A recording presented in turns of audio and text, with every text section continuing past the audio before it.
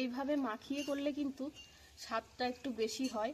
আপনারা এমনি কড়াই প্রথমে পেঁয়াজ মশলাটা ভেজে নিয়েও করতে পারেন, কিন্তু এইভাবে করলে পরে কিন্তু খেতে একটু স্বাদটা বেশি হয়। তার জন্য আমি এইভাবে করছি। আপনারা বাড়িতে একবার এভাবে করে দেখবেন, খেতে কিন্তু খুব ভালো লাগে।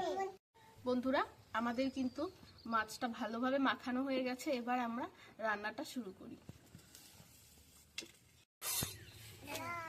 বন্ধুরা, আমরা এবার এই মাছটাকে কড়াইয়ে দিয়ে দেবো।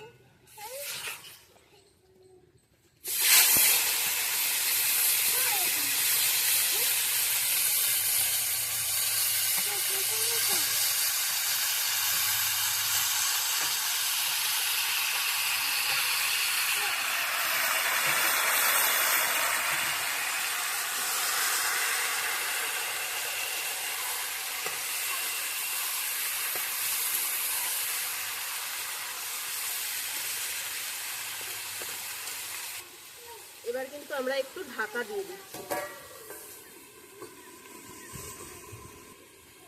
2-3 মিনিটের জন্য আমরা ঢাকা দিয়ে দিলাম।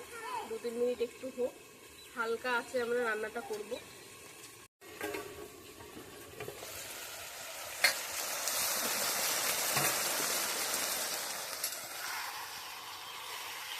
মাঝে মাঝে ঢাকনাটা খুলে একটু নাড়া দিয়ে দিতে হবে, না হলে আবার তলায় লেগে যাওয়ার ভয় থাকে। তো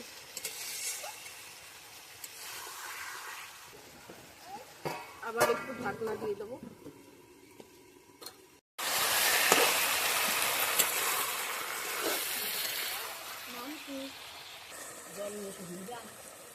দেখুন কত সুন্দর কিন্তু দেখতে লাগছে, আর খেতে কিন্তু খুবই ভালো লাগে।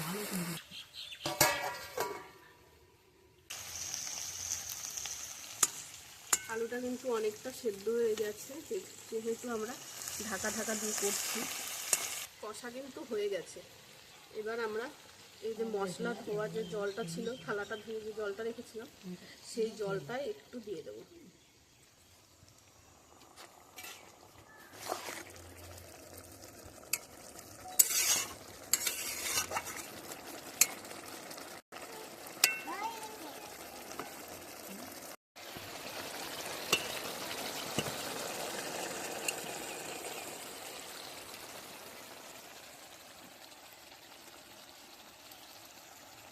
দেখুন বন্ধুরা, আমাদের কিন্তু আলুটা গলে গেছে।